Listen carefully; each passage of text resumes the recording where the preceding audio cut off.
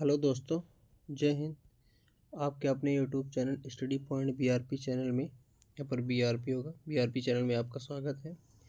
तो दोस्तों आज जो है जो ये आंसर की का एनालिसिस चल रहा है, ये तीसरी क्लास है, ठीक है ना। तो ये एसएससी सीएचएल ईयर 1 का जो आंसर की आई है उसका एनालिसिस है, ठीक है ना दोस्तों। तो दोस्तों अगर नए हैं तो चैनल को सब्सक्राइब कर लीजिए और बेल आइकन प्रेस कर लीजिए ताकि वीडियो की जो नोटिफिकेशन है सबसे पहले आप तक मिल सके और आप इसका बेनिफिट ले सकें, ठीक है ना। और ये जो है एसएससी एमटीएस जो भी पेपर होने वाला है, ठीक है ना, एसएससी एमटीएस और एसएससी जीडी के लिए बहुत इंपॉर्टेंट रहने वाला है, क्योंकि क्वेश्चन जो किस पैटर्न पर पूछे गए पैटर्न और अधिकतर क्वेश्चन रिपीट होते हैं यहीं से, ठीक है ना। तो आप लोग इसको ज़रूर से ज़रूर देख लीजिए, ठीक है ना। तो आइए चलते दोस्तों, देखते हैं क्वेश्चन। यहाँ पर दोस्तों पहला प्रश्न आया है, ठीक है ना। दिया है क्या कि लिखा है क्या, भारतीय संविधान के भाग संदर्भ निम्नलिखित में से कौन सा कथन सही है, ठीक है ना।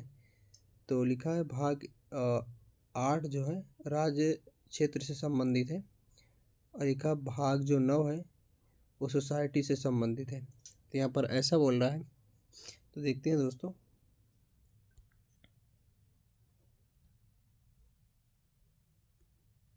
यहाँ पर देखिए, ये वाला लेते हैं।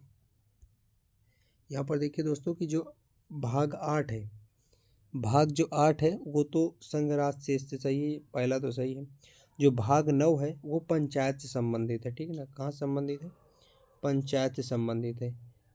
और जो है ये सहकारी समिति जो वाला है, ये सहकारी समिति जो है भाग 9 के बी से संबंधित है, ठीक है ना। किससे संबंधित है? भाग 9 के बी से। और भाग 9 का जो ए है वो संबंधित है किससे? नगर पालिका से, ठीक है ना। किससे संबंधित है? नगर पालिका से संबंधित है। भाग 9 का ए नगर पालिका से, भाग जो 9 है वो पंचायत से, और भाग 9 का जो बी है वो जो 9 का बी है वो सहकारी समितियों से संबंधित है, ठीक ना। तो इसलिए क्योंकि भाग 9 बोल रहा है इसलिए गलत है, पहला केवल सही है, ठीक है ना। तो आप लोग याद रखिएगा। और देखिए जो और भाग हैं उनको भी देख लेते हैं कि देखिए पहले भाग में क्या है, संविधान के भाग 1 में ऐसे में भाग डाल रहे हैं। भाग 1 में क्या है? संघ एवं उसके राज्य क्षेत्र है, ठीक है ना। संघ एवं उसके राज्य क्षेत्र है। भाग 2 में क्या है? तो भाग 2 में नागरिकता है, ठीक ना, सिटीजनशिप है, ठीक है ना, नागरिकता है। आप लोग इसको भी याद रखिए। जो भाग 3 में फंडामेंटल राइट्स है, मौलिक अधिकार हैं, ठीक है ना। और जो है और क्या है? भाग 4A में, भाग 4A में जो है क्या है? मूल कर्तव्य है, मूल कर्तव्य है, ठीक है ना, मूल कर्तव्य है, फंडामेंटल ड्यूटीज। और भाग 5 में क्या है? तो भाग 5 में संघ सरकार है, ठीक है ना। क्या है? संघ सरकार। और भाग 7 जो है अब हटा दिया गया है, ठीक ना, भाग 7 तो हटा दिया गया है। और इसके स्थान पर भाग 8 देखिए, 7 तो हटा दिया गया, तो 8 में क्या? संघ एवं, ये दिया ही है, संघ एवं राज्य। 9 का ए भी हो गया, 9 का बी भी हो गया। अब देख लीजिए दोस्तों 10, भाग 10 में क्या? अनुसूचित यानी शेड्यूल कास्ट यानी अनुसूचित एवं जनजातीय क्षेत्र, ठीक ना, अनुसूचित क्षेत्र और जनजातीय क्षेत्र, ठीक है ना। भाग 11 में क्या है? तो संघ एवं राज्य के बीच में संबंध है, ठीक ना। आप लोग लिख लीजिएगा, हम बोल रहे हैं संघ एवं राज्य के बीच में संबंध है, ठीक है ना। और क्या है? भाग 12 में क्या है? तो भाग 12 में जो है वित्त संपत्ति के उपबंध है, ठीक ना, वित्त और संपत्ति के जो है उपबंध है, ठीक ना, माने कंट्रैक्ट, ठीक ना, कॉन्ट्रैक्ट के उपबंध, ठीक ना। और 13 भाग 13 में क्या है? ये व्यापार एवं वाणिज्य है, ठीक ना, व्यापार एवं वाणिज्य है। और देखिए आप लोग इनको याद रखिएगा। भाग 14 में क्या है? तो संघ एवं क्या है? संघ एवं राज्य के अधीन सेवाएं, ठीक ना, राज्य के अधीन सेवाएं हैं, ठीक ना। तो आप लोग इसको भी याद रखें, सेवाएं। और क्या है, भाग 14 के ए में क्या है, इसमें है अधिकरण, ठीक है ना, ट्रिब्यूनल्स, अधिकरण है, ठीक। और भाग 15 में क्या है, तो भाग 15 में चुनाव एवं निर्वाचन है, ठीक ना। भाग 16 में क्या है, तो विशेष उपमंडल, ठीक ना। अगर भाग भाग 17 की बात करें तो इसमें राजभाषा, ये भाषा संबंधित है, राजभाषा से संबंधित है, आप लोग याद रखिएगा, ठीक। और क्या है, भाग 18 में बात करें तो आपात से संबंधित है, ठीक ना। और 19 जो है विविध प्रकरण और राष्ट्रपति राज्यपाल को अधिक आदि को संरक्षण जो प्रदान किया जाता है, वो भाग 19 में। अब 20 में क्या है, संविधान संशोधन, ये भाग 20 जो है बहुत इंपॉर्टेंट है, कॉन्स्टिट्यूशन अमेंडमेंट है, जिसने सी है, ठीक है, कॉन्स्टिट्यूशन अमेंडमेंट, ठीक। और भाग 21 में क्या, अस्थायी संक्रमणकालीन और विशेष उपबंध है। और जो 22 में क्या है, 22 में है संक्षिप्त नाम प्रारंभ, ठीक है। तो आप लोग इनको याद रखिएगा। अगला प्रश्न देखते हैं दोस्तों, लिखा है जुलाई 2025 में केंद्रीय मंत्री सर्बानंद सोनोवाल ने कहा कि भारत और म्यांमार के बीच कराधान परियोजना कब तक चालू हो जाएगी। दोस्तों ये 2027 तक चालू हो जाएगा, ठीक है ना, आप लोग याद रखिएगा। और अगला प्रश्न दोस्तों कि 31 जुलाई 2025 तक निम्नलिखित में से कौन सा देश पूर्वी एशिया शिखर सम्मेलन प्रक्रिया का हिस्सा है, तो वो है कौन है, ऑस्ट्रेलिया है, ठीक है ना, कौन है, ऑस्ट्रेलिया। और अगला प्रश्न दोस्तों कि किस स्वतंत्रता सेनानी को बादशाह खान या फ्रंटियर गांधी के नाम से जाना जाता है, तो अब्दुल गफ्फार खान है, ठीक है ना। तो आप लोग इसको भी याद रखिएगा, ठीक है ना। और देख लीजिए दोस्तों, पंजाब केसरी, दोस्तों ये भी आप लोग याद रखिए, किसी न किसी शिफ्ट में पूछा गया था। पंजाब केसरी जो है तो किससे कहते हैं, लाला लाजपत राय को, ठीक है ना। और देख लीजिए लोकमान्य बाल गंगाधर तिलक को, ठीक ना, लोकमान्य किसे कहते हैं, बाल गंगाधर तिलक को। और जो है, और क्या, शहीद आजम भगत सिंह को, शहीद आजम किसे, भगत सिंह को, ठीक है ना। और ठीक है, तो आप लोग इनको याद रखिएगा। अब देते हैं दोस्तों अगला प्रश्न है, अगला प्रश्न दोस्तों लिखा है, क्या दिसंबर 2024 में भारतीय कृषि अनुसंधान संस्थान IARI के निदेशक के रूप में किसे नियुक्त किया है, तो चेरू कुमल्ली श्रीनिवास राव को, ठीक है। और अगला प्रश्न दोस्तों कि PM यशस्वी योजना के अंतर्गत उप योजना कितनी थी, 5 थी, ठीक है ना। अगला प्रश्न दोस्तों थोड़ा सा जल्दी कर रहे हैं क्योंकि काफ़ी टाइम ना हो। सितंबर 2024 में स्वीकृत बायोराइड योजना के लिए कौन सा मंत्रालय नोडल मंत्रालय हो, ठीक है, विज्ञान एवं प्रौद्योगिकी मंत्रालय, ठीक है ना। तो आप लोग इनको याद रखिएगा। और अगला प्रश्न दोस्तों कि ICC पुरुष T20 विश्व कप 2024 जीतने वाली टीम के मुख्य कोच कौन थे, तो वो थे राहुल द्रविड़। वर्तमान में कौन है, अगर वर्तमान में कहें तो गौतम गंभीर है, ठीक ना, गौतम गंभीर है। तो आप लोग याद रखिएगा। और अगला प्रश्न दोस्तों कि ओलंपिक खेलों में वॉलीबॉल पहली बार कब ओलंपिक में खेला गया था, तो 1964 में, ठीक है ना। तो इसको भी आप लोग याद रखिएगा। और अगला प्रश्न दोस्तों कि 2025 में हॉकी पुरुष एशिया कप किस देश में आयोजित किया गया था, तो 2025 में, ये करंट का क्वेश्चन है, ये भारत में, ठीक है ना, कहाँ, भारत में। और अगला प्रश्न दोस्तों कि निम्नलिखित में से कौन सा वायलिन वादक आंध्र प्रदेश से हैं, तो ये कौन है, द्वारम वेंकट स्वामी नायडू हैं, ठीक है ना, ये वायलिन वादक है और कहाँ से, आंध्र प्रदेश से, ठीक है ना। और अगला प्रश्न दोस्तों कि the God of small thing पुस्तक के लेखक कौन है, तो अरुंधति राय हैं, ठीक है ना, अरुंधति राय। तो इनकी जो पुस्तक है, और इसके लिए उनको बुकर पुरस्कार भी मिला था, ठीक है ना, बुकर पुरस्कार भी मिला था, ठीक है। तो आप लोग याद रखिएगा। अब देखिए दोस्तों अगला प्रश्न है कि भरत मुनि द्वारा रचित नाट्य शास्त्र में वाद्य यंत्रों को कितने समूह में बांटा गया, तो 4 समूह में, ठीक है ना। तो आप लोग याद रखिएगा। और अगला प्रश्न दोस्तों कि miss Laila armed and dangerous पुस्तक के लेखक कौन है, तो मनु जोसेफ है, ठीक है ना, आप लोग इनको याद रखिएगा। और अगला प्रश्न दोस्तों कि निम्नलिखित में से किस मंदिर को दक्षिण का ताजमहल भी कहा जाता है, तो मीनाक्षी मंदिर मदुरई में है, ठीक है ना, क्या, मीनाक्षी मंदिर जो है मदुरई में है। जगन्नाथपुरी मंदिर कहाँ, उड़ीसा में है, ठीक है ना, आप पुरी उड़ीसा में है, ठीक है। ये कहाँ है, ये आंध्र प्रदेश से है, ठीक है, आंध्र प्रदेश।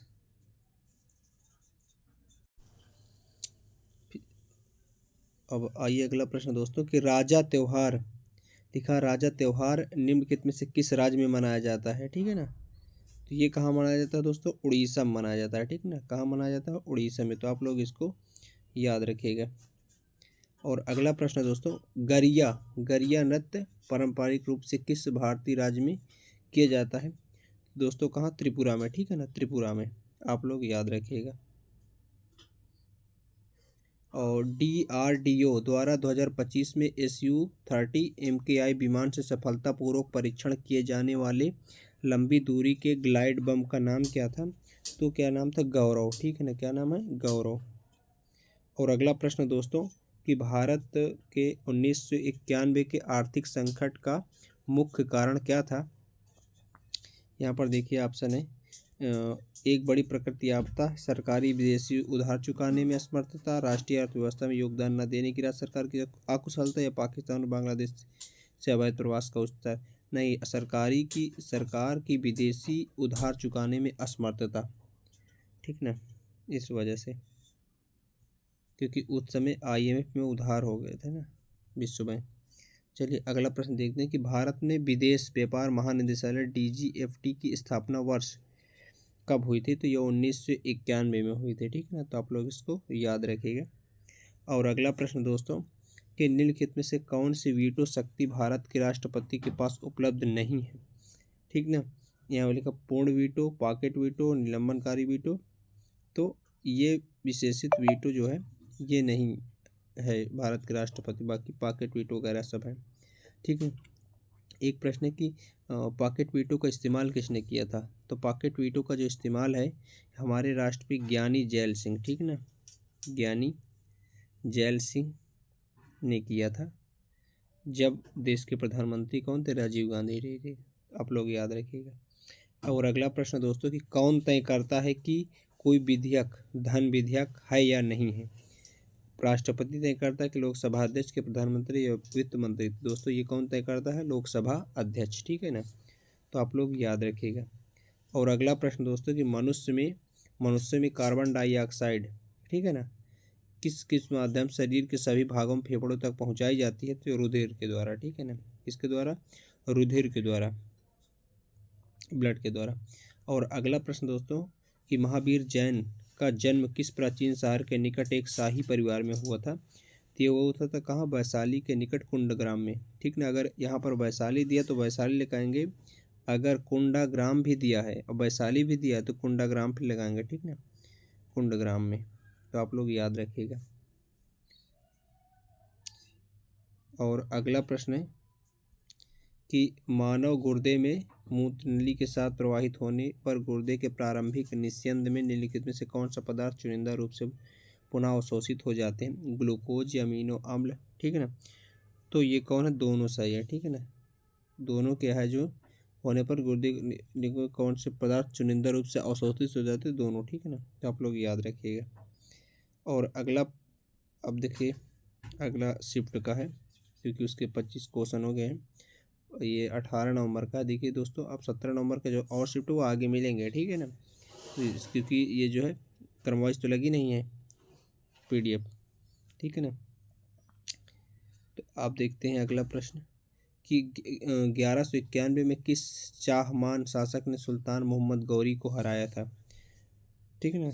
चौहान, यहाँ पर चाहमान लिखा है, वास्तविक है चौहान होना चाहिए। अजय राज द्वितीय, विग्रहराज चतुर्थ के पृथ्वीराज तृतीय, तो पृथ्वीराज तृतीय, ठीक है ना, पृथ्वीराज चौहान ने, चाहमान शासक, चौहान शासक, ठीक। अगला प्रश्न दोस्तों कि निम्नलिखित में से कौन सा भारतीय संविधान में उल्लिखित एक मूल कर्तव्य नहीं है, ठीक है ना, कौन सा मूल कर्तव्य नहीं, ये बताना है। तो यहाँ पर दोस्तों लिखा भारत की अखंडता की रक्षा करना, दोस्तों ये है, और ये मौलिक कर्तव्य है, ये तीसरा है, ठीक है ना, तीसरा मौलिक कर्तव्य है, भारत की संप्रभुता और एकता और अखंडता को बनाए रखना और उसकी रक्षा करना, तो वही है, ठीक है ना। आपने लिखा हमारी सामाजिक संस्कृति और गौरवशाली परंपरा का महत्व को क्या है, समझना, ठीक है ना, ये भी क्या है, हमारा मौलिक कर्तव्य है, ठीक है ना। और क्या है, वैज्ञानिक दृष्टिकोण की भावना को विकास करना, ये भी मौलिक कर्तव्य है हमारा, ठीक है ना। तो ये सभी जो हैं ये हमारे मौलिक कर्तव्य हैं। बाकी जो पहला लिखा सहकारी सोसाइटियों को बढ़ावा देना, ये हमारा मौलिक जो है कर्तव्य नहीं है, ठीक है ना। अब आइए दोस्तों अगला देखते हैं। भारतीय वहाँ पर मूल कर्तव्य मौलिक कर्तव्य दोनों बात एक ही है, ठीक है ना, क्योंकि वहाँ पर लिखा होगा फंडामेंटल ड्यूटीज इंग्लिश में। ये देख लीजिए फंडामेंटल ड्यूटी, ठीक ना। तो आप लोग और अगला प्रश्न दोस्तों कि भारतीय संविधान की निम्नलिखित में से कौन सी विशेषता ऑस्ट्रेलिया से नहीं ली गई है। तो यहाँ पर क्या दिया है, समवर्ती सूची जो है ये ऑस्ट्रेलिया से लिया गया है। और ये दोनों सदनों की संयुक्त बैठक ये भी लिया गया। क्या नहीं ली गई, राज्यसभा के सदस्यों का निर्वाचन ये जो है नहीं लिया गया, ठीक है ना। तो ये लिया कहाँ से गया दोस्तों, ये दक्षिण अफ्रीका से लिया गया, ठीक है ना, दक्षिण अफ्रीका से, दक्षिण अफ्रीका से। एक बात आप लोग याद रखिए, यहाँ पर लिखा है राज्यसभा के सदस्यों का निर्वाचन, जो निर्वाचन है वो दक्षिण अफ्रीका से लिया गया है। जो मनोनयन है, ठीक है ना, मनोनयन जो नॉमिनेटेड, यानी क्योंकि राज्यसभा में दो तरह के सदस्य होते हैं, एक निर्वाचित एक मनोनीत। तो जो निर्वाचन वाला है वो दक्षिण अफ्रीका से लिया गया है, लेकिन जो मनोनयन यानी मनो नॉमिनेटेड वाले हैं ये कहाँ से लिए गए हैं, तो ये लिया गया है आयरलैंड से, ठीक है ना। तो आप लोग याद रखिएगा जो मनोनयन वाला है ये आयरलैंड से लिया गया है, ठीक है ना। और जो निर्वाचन वाला हो, क्योंकि यहाँ पर निर्वाचन वाला है तो दक्षिण अफ्रीका से, ठीक ना। तो आप लोग याद रखिएगा। और अगला प्रश्न दोस्तों लिखा है कि जुलाई 2025 31 जुलाई लिखा ना, 31 जुलाई 2025 तक निम्नलिखित से कौन सा देश बीमस्टेक का सदस्य है। तो कौन सा, थाईलैंड, ईरान। तो ये कौन है, थाईलैंड है, ठीक ना, थाईलैंड। और अगला प्रश्न दोस्तों कि अंतर्राष्ट्रीय सौर गठबंधन भारत और किसके बीच में है। तो ये फ्रांस, ठीक ना, भारत और फ्रांस के बीच में है, जो कि अभी वर्तमान में है।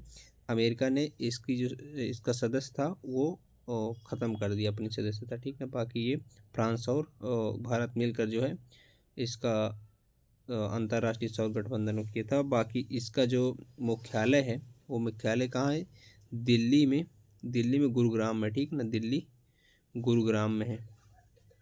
तो आप लोग याद रखिएगा।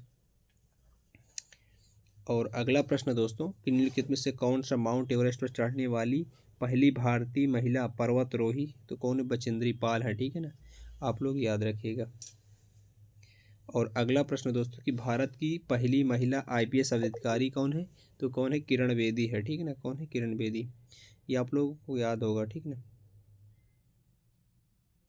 अगर पूछ ले कि यहाँ पर लिखा ना एनी बेसेंट, तो ये कौन है, ये प्रथम महिला कांग्रेस के अध्यक्ष हैं। पूछ ले कि प्रथम महिला कांग्रेस के अध्यक्ष कौन है, तो डॉक्टर एनी बेसेंट है, ठीक है ना। तो आप लोग याद रखिएगा। और अगला प्रश्न दोस्तों वो महिला है प्रथम, अगर पूछ ले भारतीय महिला कौन है, तो वो कौन है, सरोजनी नायडू, जो कि 1925 में कांग्रेस के कानपुर अधिवेशन में वो उन्होंने अध्यक्षता की थी, ठीक ना।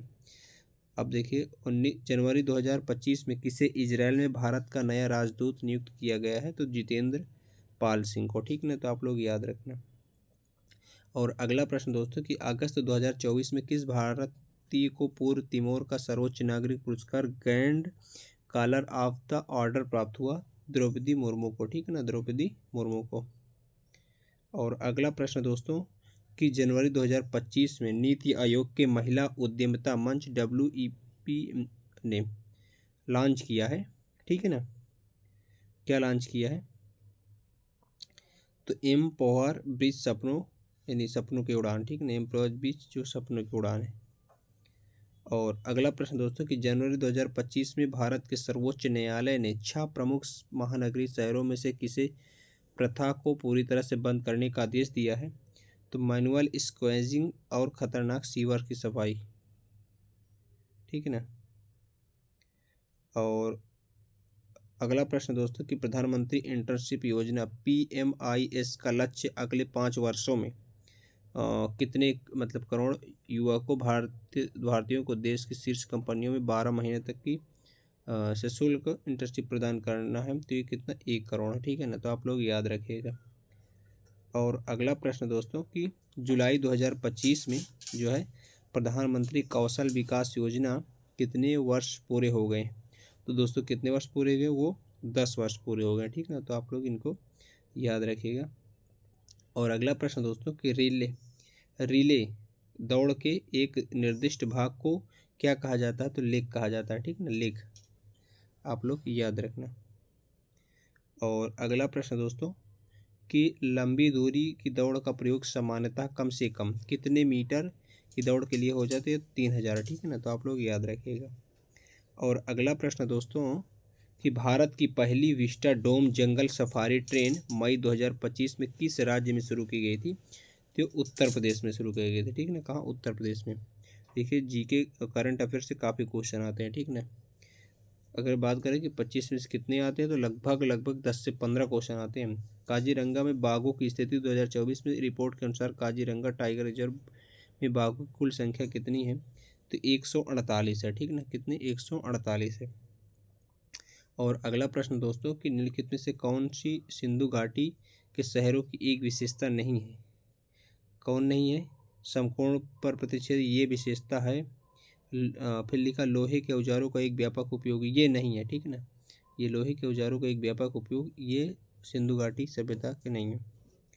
और अगला प्रश्न दोस्तों कि नौटंकी निम्नलिखित में से किस राज्य का लोक नृत्य है, तो ये दोस्तों उत्तर प्रदेश का, ठीक ना, उत्तर प्रदेश का। और देखिए ये जो कथक है, कथक ये है शास्त्रीय नृत्य जो कि कहाँ का है, उत्तर प्रदेश का, ठीक है ना, तो आप लोग इसको भी याद रखना, ठीक है।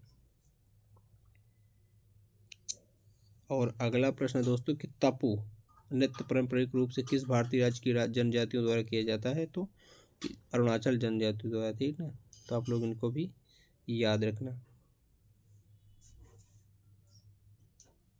और देखिए दोस्तों 18वीं शताब्दी में बैसाखी और दिवाली के दौरान सिख समुदाय सामूहिक निर्णय लेने के लिए जिन्हें गुरमत्ता कहा जाता था कहाँ एकत्रित हुए थे, अमृतसर में, ठीक ना, कहाँ, अमृतसर में, आप लोग जानते होंगे। तो 18वीं शताब्दी में अमृतसर, ये अमृतसर वही है जहाँ 13 अप्रैल 1919 को जलियांवाला बाग की घटना हुई थी, अमृतसर पंजाब, ठीक। लिखित में से कौन सा विधेयक बजट में प्रस्तावित करो कि अध्यारोपण उन्मूलन या विनिमयन पर विवरण प्रदान करता है, तो ये कौन है, वित्त विधेयक, ठीक ना, कौन सा विधेयक, वित्त विधेयक, तो आप लोग याद रखिएगा। और अगला प्रश्न दोस्तों कि वित्तीय उत्तरदायित्व और बजट प्रबंधन अधिनियम 2003 के अनुसार वास्तविक घाटा केवल निम्नलिखित में से किस आधार पर लक्ष्य से अधिक हो सकता है, आपके सामने क्या, राष्ट्रीय सुरक्षा या राष्ट्रीय आपदा, तो ये दोनों हो सकते हैं, ठीक ना, इसका ऑप्शन नंबर सी जो है करेक्ट होगा, ठीक है ना। और अगला प्रश्न दोस्तों देखते हैं, लिखा है कि बिहार जो है किस, मतलब बिहार कई वर्षों तक मगध की राजधानी थी, ठीक ना, बिहार में कौन सा है जो कई वर्षों तक मगध की राजधानी थी, बाद में राजधानी को पाटलिपुत्र स्थानांतरित किया गया, तो ये राजगृह थी, राजगृह, ठीक ना। और यहाँ का जो मतलब ये पहले राजगृह मतलब किसके वंश में थी, तो दोस्तों ये जो है हार्यक वंश के समय में इसकी जो हार्यक वंश के समय जो इसकी बिम्बिसार इसके जो राजा थे, बिम्बिसार ने हार्यक वंश की स्थापना की है, तो तब इसकी राजधानी कहाँ थी, राजगृह, ठीक ना, क्या, राजगृह, राजगृह थी, ठीक ना।